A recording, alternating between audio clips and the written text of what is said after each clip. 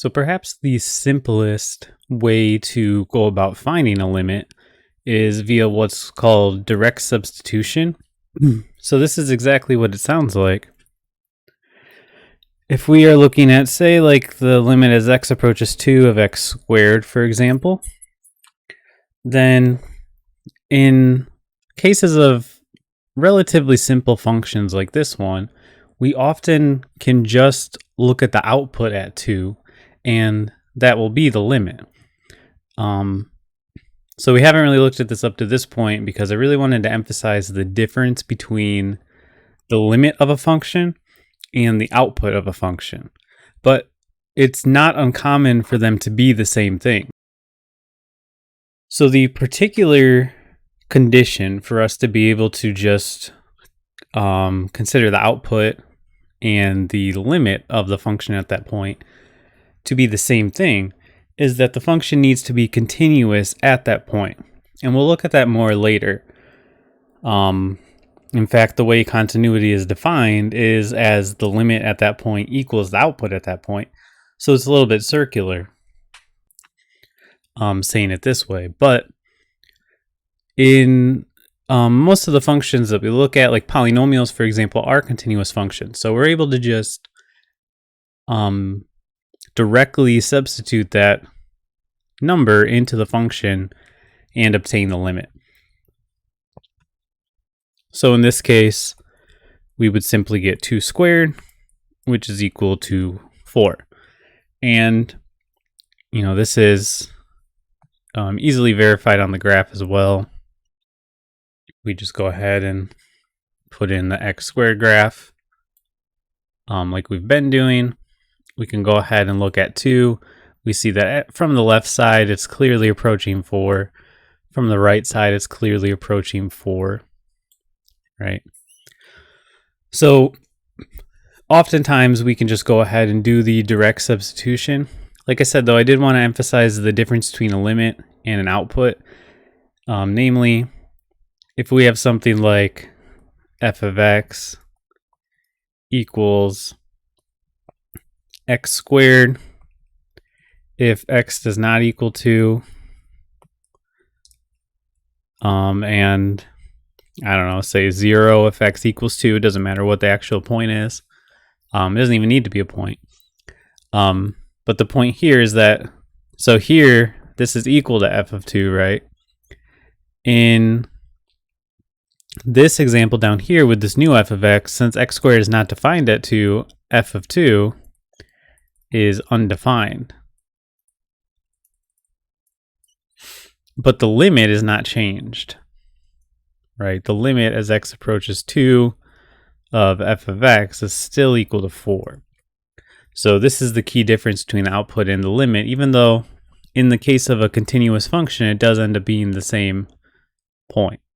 So things we can look out for is if we don't have any domain issues, if we just have a domain of all real numbers, or at least if there's no domain issues around whatever point we're looking at, if the function's not changing at that point, like if it's not a piecewise function, then in those cases we can usually just plug the number in, and whatever the output is, that would be the limit.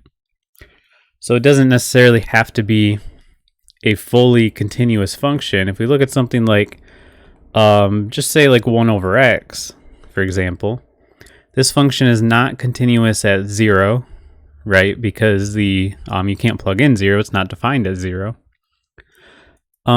But it is continuous at every other point. So if we took the limit as x approaches 2 of 1 over x, we do indeed get 1/2. So the entire function doesn't need to be continuous. It just needs to be continuous at that point. Okay.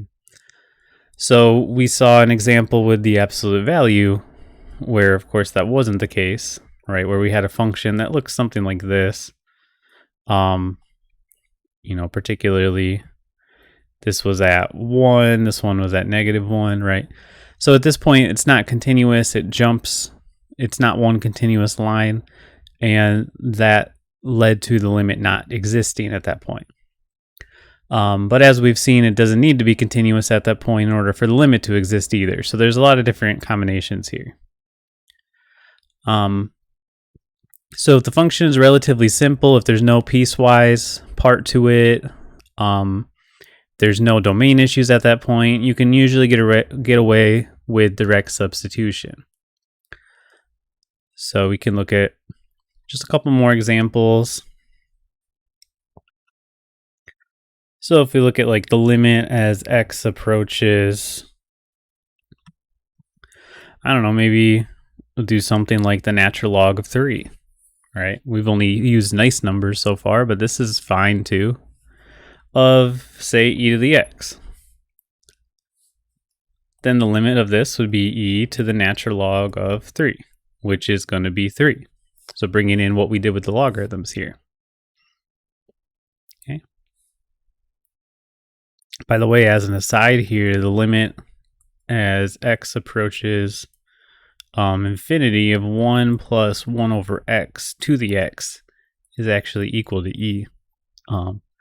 So we'll see a little bit more on that later when we talk about infinite limits.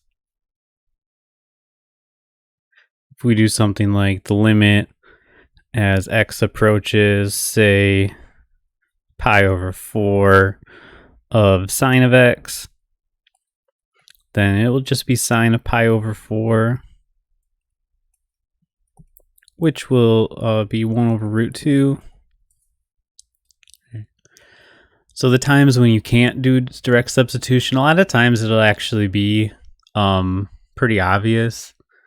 Like, for example, of course, the limit as x approaches 0 of 1 over x, you can't just directly substitute that in because you can't divide by 0, right?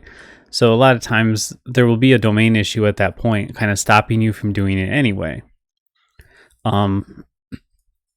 Similarly, if we have a discontinuity at that point because of like a piecewise function.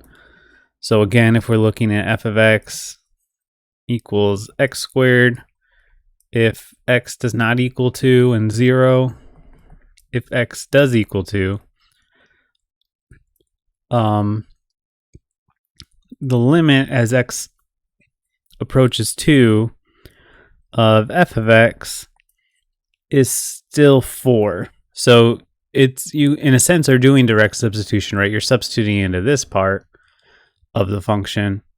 It's just not technically the output of the function. So in a way you're still substituting, you're just not substituting in the part that you normally would.